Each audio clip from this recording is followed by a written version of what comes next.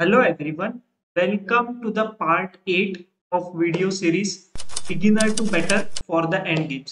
तो जैसे कि आप लोग जानते हैं कि ये सीरीज जो मैं बना रहा हूँ स्पेशली बिगिनर लेवल के प्लेयर्स के लिए कुछ कुछ इंटरमीडिएट लेवल के मैंने कॉन्सेप्ट्स इसमें ऐड किए जो मुझे लगता है कि जो जानना सभी को ज़रूरी है और इससे आपके एंड गेम में आपको बहुत हेल्प होने वाली। तो आज का हमारा टॉपिक है शोल्डरिंग ऑफ किंग। शोल्डरिंग क्या होता है? अब ये जो है इसको हम लोग शोल्डर बोलते हैं, तो लेकिन चेस्ट में कैसे शोल्डर होता होगा, चलो वो चीज आज देखते हैं। अभी आपको अगर याद होगा तो हमने ऑपोजिशन के बारे में पढ़ा था। ऑपोजिशन के बारे में हमने सीखा था पार्ट नंबर 5 में।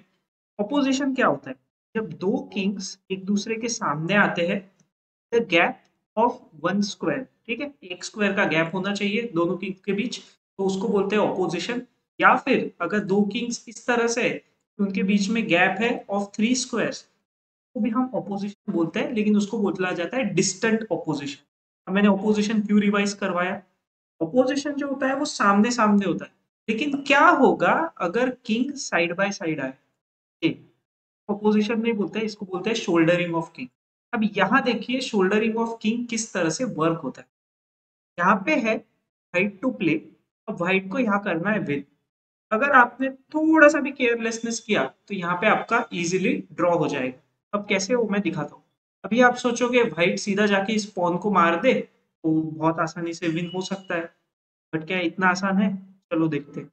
मान लो व्हाइट ने खेला किंग E6, फिर आया move king C3, king to D6, D king to D4। Black को तो ट्राई क्या करना है कि जब व्हाइट इस पॉन को मारेगा तो ब्लैक को अपना किंग C7 पर रखना है, तो उससे क्या होगा, ये व्हाइट किंग अंदर फंस जाएगा।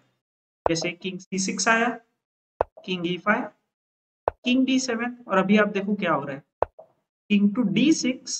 जब किंग इस पॉन को मार रहा है, ये किंग आ गया है व्हाइट किंग के साइड में एक स्क्वायर के गैप पे। अब ये व्हाइट किंग जाएगा किधर? यहाँ जाएगा तो पॉन को जगह कब देगा? ये तो बाहर निकलने के लिए रास्ता ही नहीं, तो यहाँ खेलेगा, विल कंटिन्यू। और इस तरह से तो स्टेलमेट हो जाएगा, मतलब व्हाइट के पास एक्स्ट्रा पॉन है लेकिन ब्लैक ने व्हाइट का स्टेलमेट कर दिया है।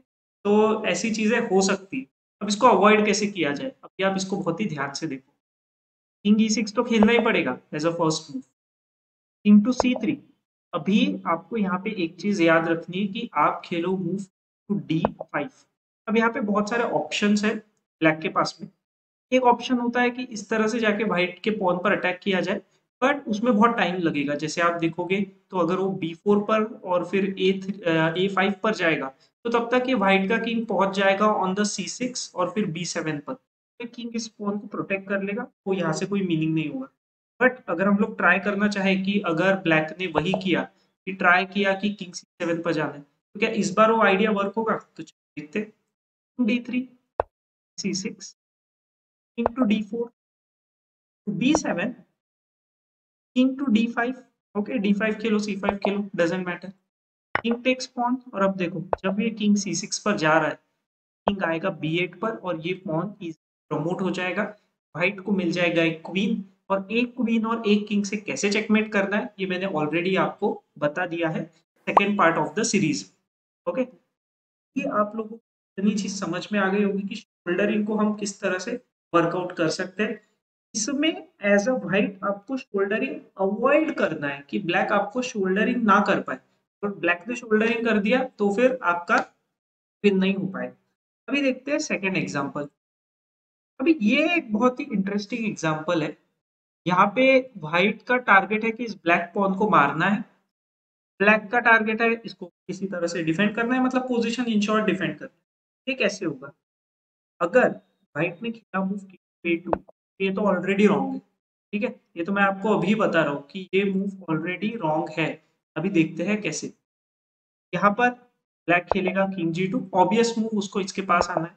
King B3, king F3, king to C4, king E4। अभी यहाँ पर दो चॉइस है। चॉइस नंबर वन ये है कि व्हाइट ना पहले तो इस पॉन को मारने की तरफ जाए, the way king to C5। तो अब ब्लैक के लिए बहुत इजी हो जाएगा, ब्लैक को सिंपली खेलना है मूव किंग टू D3। अभी आप बोलोगे ये पॉन को तो ऐसे बचा लेगा, मरने नहीं देगा, बराबर है, बट आएगा अभी move king C3, pawn to B5, ये इसके पीछे ही पड़ा रहेगा किंग टू B3। अभी आप बोलोगे व्हाइट तो इस पॉन को मारने जा रहा है, लेकिन ब्लैक भी तो देखो कितना क्लोज है।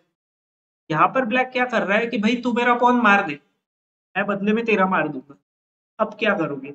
और ये पोजीशन ही ऐसे क्रिएट हो जाएगा कि व्हाइट ऐसे कर ही नहीं पाएगा दैट कि वो इस पॉन को मार भी रहा है और खुद के पॉन के ऊपर कंट्रोल भी रख रहा है। होगा ही नहीं। अगर उसने कुछ लाइक यहाँ पे तो कोई मूव ही नहीं है, बट अगर कोई मूव और भी होता तो ब्लैक इस तरह से अपने किंग को प्लेस करता कि हमेशा उसका अटैक इस पॉन के ऊपर रहना चाहिए। अभी थोड़ा सा ना यहाँ पे खेला गया मूव किंग टू C5 की जगह अगर उसने ऑलरेडी पॉन को यूज करना शुरू किया तो किंग E5 आएगा। अभी किंग C5 आप बोलोगे अभी शोल्डरिंग तो कर दिया है व्हाइट ने, ये अभी इनफ नहीं है, ये क्या कह सकते हैं लेट हो गया है ना। अभी हर एक चीज का एक पर्टिकुलर टाइम पीरियड होता है, अगर वो चीज उस टाइम में हो जाए तो बराबर है, लेट हो जाए तो प्रॉब्लम फेस होगी, जैसे हम देखने वाले अभी। King E6 king to B6 मारने के लिए पहुंचा है, वापस किंग टू D5 पॉन की तरफ ही आना है उसको। अगर इसको मार दिया तो किंग C4 आ जाएगा, अब इस पॉन को बचा ही नहीं सकता। अगर पॉन को पुश किया तो फिर से किंग C4 ही आना है, और अगर जब भी आप इसको मारोगे तो ये पॉन मरेगा। अभी आप बोलोगे अगर व्हाइट ने खेला किंग टू A4 अब यहाँ पे पॉसिबिलिटी है तो वो किंग C5 खेलेगा। अब देखो ना अगर किंग यहाँ तक पहुंच ही गया तो अगर ये पॉन हो या ना हो इसमें क्या ही फर्क पड़ने वाला है। एट द एंड किंग अगर ये दोनों अगर एक साथ है, किंग और पॉन एक लाइन में, व्हाइट किंग आगे नहीं है पॉन से, और ब्लैक किंग यहाँ तक कहीं पहुंच जाता है तो वो तो इजीली एक पॉन को हम लोग रोक सकते हैं। ऑपोजिशन वाले कंसेप्ट में हमने ये चीज सीखी थी। ओके, यहाँ पर कुछ भी कर लो ये हो जाएगा ड्रॉ। चलो अभी स्टार्टिंग के पोजीशन में वापस चलो। यहाँ पर इसी को अवॉइड करने के लिए व्हाइट को पहले ही खेलना पड़ेगा king to B1, king G2, black के तो वही मूव्स है। किंग C2 देखो शोल्डरिंग हो रहा है, डिस्टेंट शोल्डरिंग बोल सकते हैं हम इसको जो हो रहा है अभी। King to F3, king D3 गया शोल्डरिंग प्रॉपर वाला, king F4, king to D4, F5, king to D5। अभी आप यहाँ पे से वो आने के लिए ना बहुत टाइम लगेगा। आप समझ रहे हो उसमें कितने ज्यादा मूव्स लगने वाले, आप ये चीज को समझो। तब तक तो व्हाइट उसको मारकर खुद का पॉन बना लेगा, उसमें तो कोई प्रॉब्लम ही नहीं होगी। King to F6, king to D6, पूरा F7 तक पहुंचा दिया है उसने ब्लैक के किंग को। अब वो खुद का पॉन पुश करना स्टार्ट कर सकते हैं। अब ब्लैक का एक ही ट्राई है कि इस पॉन तक तो पहुंच ही नहीं सकते, आप मूव्स काउंट कर लो। वन, मान लो वन मूव इसने भी यहाँ खेल दिया, सेकेंड को मार दिया, थर्ड मान लो यहाँ तक भी आ गया, बट अभी मूव आएगा फोर। अभी यहाँ से कहा जाएगा वो, इधर फाइव, इधर रहेगा इधर सिक्स, अभी वो इधर ही रोटेट करता रहेगा और यहाँ तक कि वो इजीली पॉन जो है क्वीन बन जाएगा। तो किंग को बहुत टाइम लगेगा ऐसे घूम कर आने में। तो इस तरह से आप शोल्डर करो ताकि वो आगे ना आ पाए, पॉन की तरफ ना जा पाए।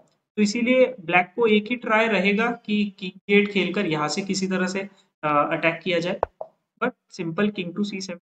अब एक मूव है ऑन टू B5, अभी आप सोचो यहाँ पर क्या खेल सकते हैं। कोई डरने की जरूरत नहीं है, आप कुछ भी खेलो, किंग B6 खेलो, किंग C6 खेलो, अब कुछ नहीं होने वाला है। किंग टू D7, किंग मार देगा इस पॉन को, क्योंकि ब्लैक किंग को चांस ही नहीं मिलेगा कि वो ऑपोजिशन कर पाए। और अभी यहाँ से तो सिंपल विन है, अभी कुछ भी खेले डजेंट मैटर। ऐसे अगर वो कुछ पीछे खेलेगा तो वैसे भी आप किंग A7 खेलते हो, और फिर यहाँ से तो वैसे बन रहा है। या तो फिर अगर आप बोलोगे कि नहीं, अगर उसने किंग टू B8 खेला तो किंग टू B8 खेला तो भी इतना कोई टेंशन वाली बात नहीं है, सिंपल मूव पॉन है, यहाँ पर कुछ होने नहीं वाला है। क्योंकि जब किंग टू A7 आएगा तो अब जब आप पॉन पुश कर रहे हो तो ऑपोजिशन हो गया है transfer, king B8 pawn push, king को निकलना है और सिंपल वे में इधर क्वीन बन जाएगा। यहाँ पे व्हाइट के लिए विन हो रहा है। तो इतना इम्पोर्टेंट होता है शोल्डरिंग, जिस तरह से ऑपोजिशन इम्पोर्टेंट है, आप समझ लो शोल्डरिंग जो है ऑपोजिशन का भाई ही है। ओके, तो बिल्कुल आपको दोनों कंसेप्ट अच्छे से पता होने चाहिए। अब आपको अगर दोनों कंसेप्ट अच्छे से पता है और आपके ओपोनेंट को पता नहीं, तो आप देख ही सकते हो कि किस तरह से आप गेम को इजी फेवर में टर्न कर सकते हो। वीडियो अच्छा लगा होगा तो प्लीज वीडियो को लाइक कर दो। आगे कोई वीडियोस आपकी मिस नहीं होने चाहिए तो उसके लिए आप चैनल को अभी से सब्सक्राइब कर दो। मिलते हैं अभी नेक्स्ट पार्ट।